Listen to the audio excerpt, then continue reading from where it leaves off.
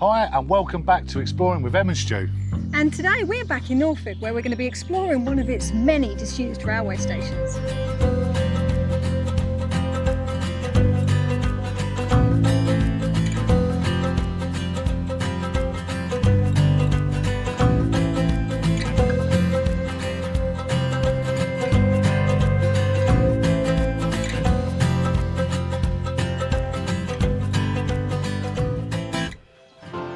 So we're back in Honing in Norfolk.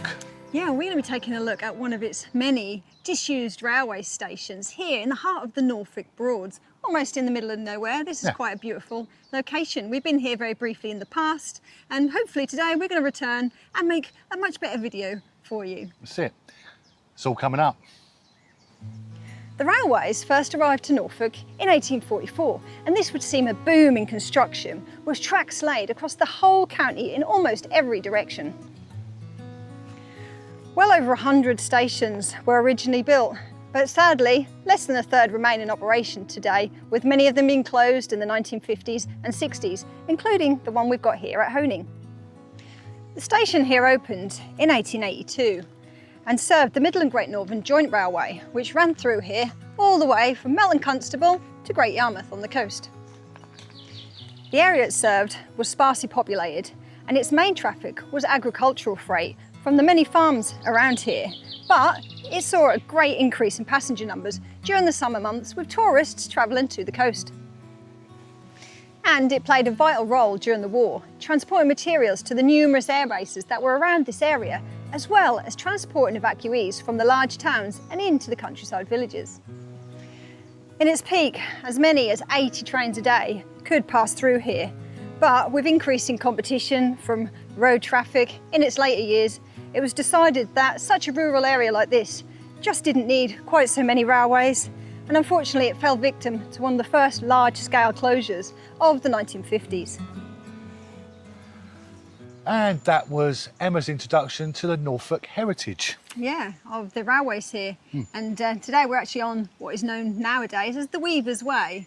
And this does actually include an awful lot of the old Midland and Great Northern Joint Railway track from, well, Melton Constable that went all the way to Great Yarmouth. But we're not going to talk too much about the actual railway because we're hoping to do that walk for you at some point in the Summertime, future. innit? Yeah. So we're only really going to be talking about the station here at Honing.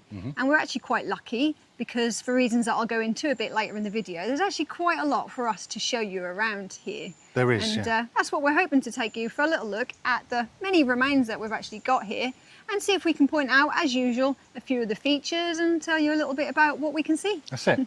But I do have a question, a big question. I think everyone is probably asking as well. Beaching. Is this a beaching car? Well, no, beaching didn't have anything to do with this one. You can't blame him for that. Right. Because this actually closed in 1959, when I think pretty much the whole of the Midland and Great Northern Joint Railway closed, as well as quite a lot of others in Norfolk. It was just not economically viable, with there being such a huge network of train lines in Norfolk, many of which almost ran parallel to each other. And they were, like I said, you know, they were used for the agricultural use, the many farms and stuff. And I guess when lorries and that started coming along, they just decided they didn't need so many, and it was costing far too much to keep them open. So no, he had something to do with some of the later ones in the 60s, of course, but can't blame him for this one. That's okay. So what we're going to do now, we're going to take you around the site. We're going to point out some really nice features of this railway that's actually been preserved, isn't it? Yeah, so that's it. We're going to crack on now. So carry on, stay tuned. We'll see you in a minute. Now, when the line first opened in 1882, it was actually just a single track. But of course, as you can see here today, we've actually got two platforms. And that's because around the turn of the century, the whole station was remodelled, incorporating two tracks. And this was because they actually built a passing loop right here in Honing. And a passing loop basically allows two trains to pass by each other and saves an awful lot of time with having to shunt carriages and trains into sidings. And the reason why it was actually put here in such a rural station was because it was almost slap bang right between the stations of Great Yarmouth and Melton Constable. Now, when the station was originally built, it would have had all the usual structures that you find at a rural station like this, but also it would have had a large loading area as well as a goods area. And that's actually located in the car park that we see today. But of course, it would have also have needed a loading dock. And we've actually still got the remains of it down here. And it's even got a bit of track that's been reinstated in recent years by some local volunteers. And now we're going to take you for a look at the remains of the main station building itself, which I've got just in front of me here. And here we have it, the main station building itself. And I'm just coming through the main doorway and into what would have been the main waiting room. And this station building is actually made up of a few different rooms that I'm going to take you for a little look at. And the first one we're going to go into would have actually been the ticket office. And I can only imagine that there would have been somebody standing here serving the tickets to all the many customers. And they would have been kept warm by quite a lovely little fireplace just here. I can imagine these rural stations would have been quite cold, particularly in the winter. And just on the other side of it, we've actually got the porter's office. And you can see the remains of quite a nice checkerboard flooring that's almost complete if you look closely at it just there. And the entrance to that, of course, would have been externally from the other side. And they've also got quite a nice little fireplace just there. But we're going to come back through the main waiting room. And I can imagine that there would have been seats and all sorts of things just here. And those passengers would have been kept warm in the winter time by a slightly more grander fireplace that we've got just here. But if you look just in front of the fireplace, we've actually got quite an interesting feature because there's a large dent in the floor here. And we're led to believe this is actually from where the chimney stack actually crashed through the roof. Of course, you know, when this building was left to ruin and left a huge dent in the floor there. And another interesting feature just before we leave this waiting room is if you look closely at the entire floor, you can see it would have had a sort of a bit of a parquet flooring, and you can just about make out the ghost marks, the witness marks of where they would have been. But just through this door here, of course, like any station would have had back then, we've got the lavatories. And we believe this is actually the ladies' lavatories. And they also had quite a nice fireplace to keep them warm in the winter. Slightly grander, of course, than the gentlemen's, which I think I'm going to take you for a little look at when I get back outside the station. And here we have the gentlemen's lavatories, and they actually had to come outside the station and into this external door for their toilets. But again, if we look quite closely, we can see a few features here, because I'm pretty certain that what we've actually got along the back here would have been some urinals. Of course, the porcelain part of it is no longer there, but you can certainly see the drainage there. And just here, we've actually got a little bit of plumbing down there. So I believe this is very likely where there would have been some sinks. And no doubt, just at the back here, we'd have had possibly only one cubicle for a toilet. And we actually believe this is very likely a chemical toilet. And supposedly, this, what looks like a bucket, is actually originally part of that chemical toilet. But as you can see, they're a little bit more primitive than the ladies, and not even so much as a fireplace in here. And here I am standing inside this wonderful waiting room, and Emma's just joining me coming from the men's toilets. Don't judge. But luckily it's a very warm day today in June, and we don't need the fire. No, which is good really, because it's in a bit of a state now, isn't it? It is. But what is quite interesting, there is a couple of features that we've got with inside this building that actually wasn't inside the building, and Emma is actually going to quickly show you that object. Yeah, certainly a very important object that this station would have needed, of course. What we've actually got here is the original water tank. Now, of course, this would have actually have been sort of in the roof of it back in the day, and I would only assume that it very likely fell through from that when the building became sort of ruinous. But it's quite nice to still sort of see it here. Yeah, so there you go. You've got that bit there. Obviously, the toilets are absolutely phenomenal. The waiting room, the porter's office and the ticket office with all these fantastic chimneys there. It's just a shame, obviously, there's the porter office has got a separate door on the side, and as with the gents' toilets. Yeah, but it's really cool to see the original sort of floor, isn't it? It is, yeah. And actually, if we look around here, this is quite an interesting feature. If you have to look ever so close for this one, Actually got some of the original wood, just one piece I think, actually from that. So Stu knows a little bit more about flooring than what I do, but that's actually quite nice to see. I'm sure it would have been quite lavish once upon a time. It would have been really nice, and it would have been kind of luxury. People have this as a luxury thing in their houses now, where this back then was a standard thing. Yeah, it was. I think most sort of stations, schools, things like that, they would have all had these sort of beautiful wooden floors. And I'm assuming that the station master, of course, that would have worked here, would have been quite proud of his station. Yeah, and absolutely. I guess it would have been kept pristine, wouldn't it, and spotless. Hanging baskets, beautiful. flowers, all that sort of thing. Yeah, absolutely. So, I think actually when this station was in its sort of full swing, I think there was as many as 12 people that would have been working here. Wow. Including, of course, the station master. You would have had the permanent way team that would have been here. There was porters and all sorts of people. But of course, nowadays you're lucky to get one person at a station. Absolutely. So it's a bit sad, really, as we've come from such beautiful places like this to pretty much a bus shelter that we get now at stations. Exactly. But there's plenty more of this station to see, so please come with us, and we're going to see what else we can find. Yeah. Now, having just spoken about the water tank that we've got there, of course, these rural areas weren't actually connected to any main source of water. And so, of course, often they had wells, or in this case, they actually had a pumping station. And we've actually got, this is obviously not the original, completely original, maybe some of it is, pump house in here. But this door, actually, we can take you for a little look at just inside, because there's actually a few little features that we can just show you in there.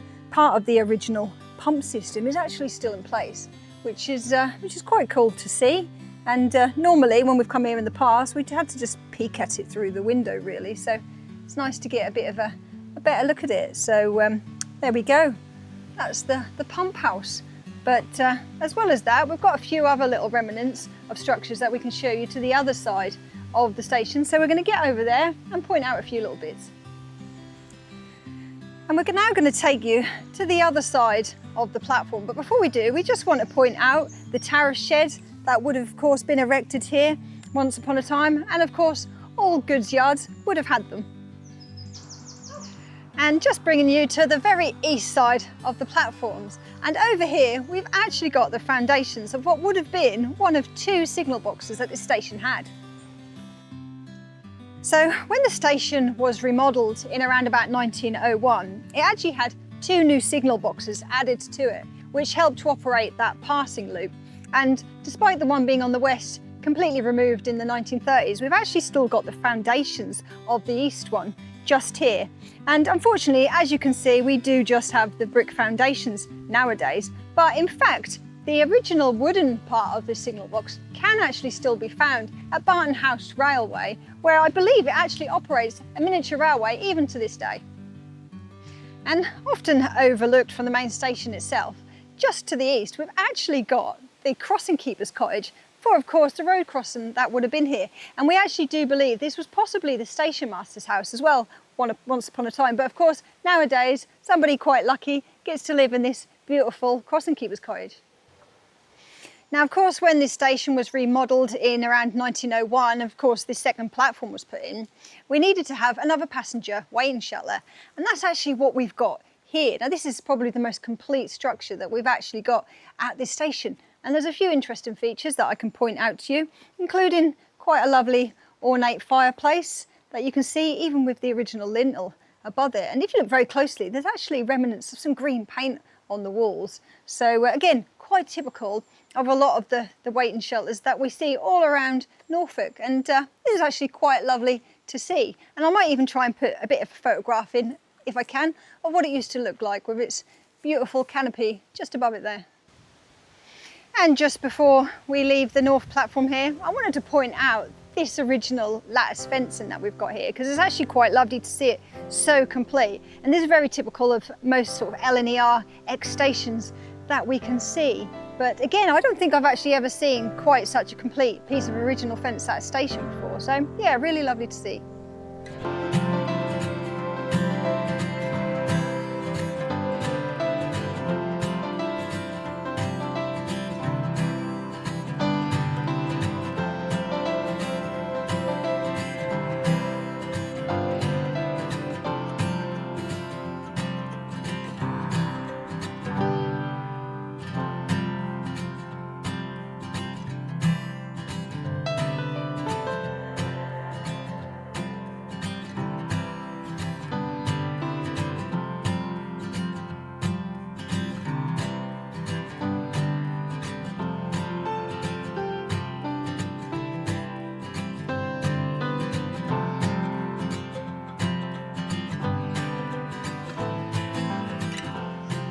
Now, I've just come from the station, which is far behind us there, and I've decided to come and have a closer look at the goods yard because, like I said earlier, there's some really interesting features, including that loading dock that we just saw over here. But just up here, we've actually got remains of the original cattle and horse pens, something that we don't very often see.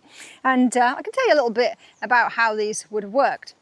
Now, just down here, there's a ramp that would have gone off to, no doubt, holding pens and fields, and obviously out there we've got numerous farms and things, and they would have been brought up that ramp and they would have been put into these pens just here, and they would have been waiting for the trains, of course, to come along into the sidings here.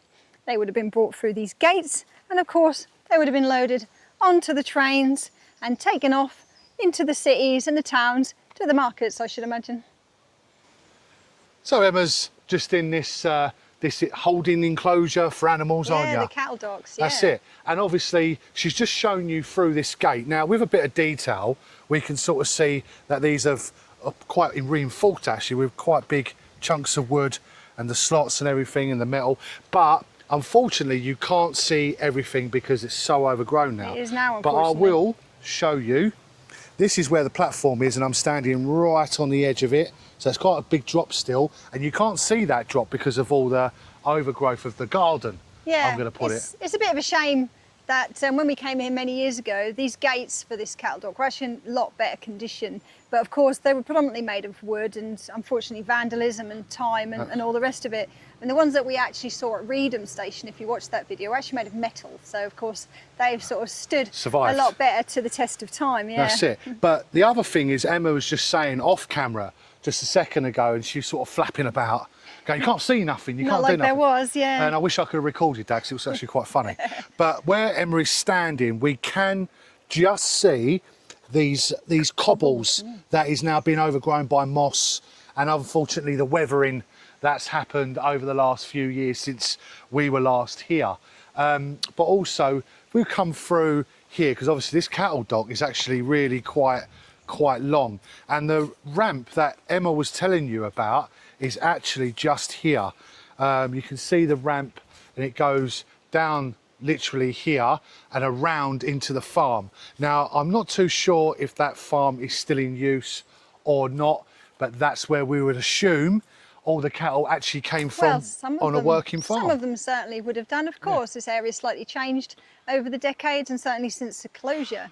But obviously, you've also got to remember, trains just didn't take away animals for slaughter. They also took away animals for auction, to graze and stuff like that, didn't they? So they were for really good uses. And this station would have accommodated that, same as the Reedham one that we did a couple of months ago. As well as the majority of those rural stations in Norfolk, because like I said, they were predominantly for this agricultural traffic. That's it. So yeah, that's the cattle docks for you. That's it. We've very nearly finished showing you around this station, but we've got one more interesting feature, which, as you can see, Stu is really keen to take you for a little look at. Yeah, I am quite keen because I really like that area. And it's just down here, Yes. so we'll meet you when we get down there.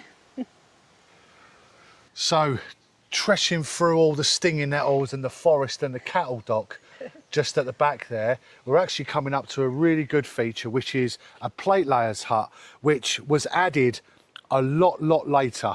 Obviously, this was to do with the combining of the railway or something. Yeah, well, when it was regrouped to the L&ER, I think sort of from the 1920s, of course, they took it over and they sort of made some adaptations and things. Yeah. And these permanent way huts, or plate layers huts, as Stu's called it, were very typical of L&ER plate layers huts. So hence the reason we know that it's much later. And the other thing is these are prefabricated ones, so you can sort of tell they're not actually bricked or anything like that, because the bricked ones were a lot earlier.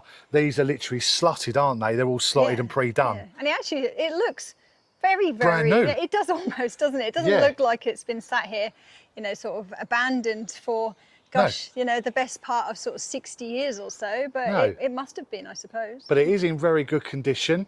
Obviously, let's have a look inside, shall we?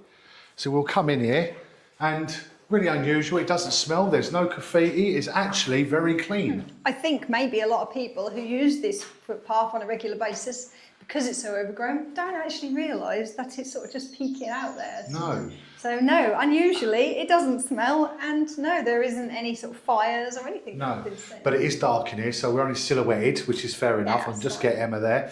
But obviously this is a really good place. Like last night when we had the thunderstorm, this would have been a great place to come into, I reckon. Yeah. But we've got a few features I think we can point out to Yeah, you. well this would have had a stove for the plate layers. So you've got the opening just there, and it would have come down into this area here as a stove. And no doubt they would have had like a little kitchen area maybe? Well, very likely at least somewhere to make a cup of tea, I should imagine.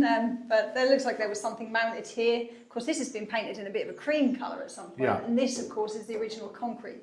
So they'd have had bits and pieces. They would have kept all their materials and things. But they never have stayed in here, would they? No, they wouldn't have. This would have just been somewhere where the workers, I think maybe 4 or 5 in the permanent way gangs that would have been looking after these lines would have been. But yeah, they'd have kept storage things and all sorts in here, and a bit of shelter, like you were saying. Well, I'm afraid we're going to have to leave this area now because it's very hot. Now, you would expect it to be very cool in here, and it's really not. It's actually really hot. So we're going to come outside, and we'll see you when we get out there.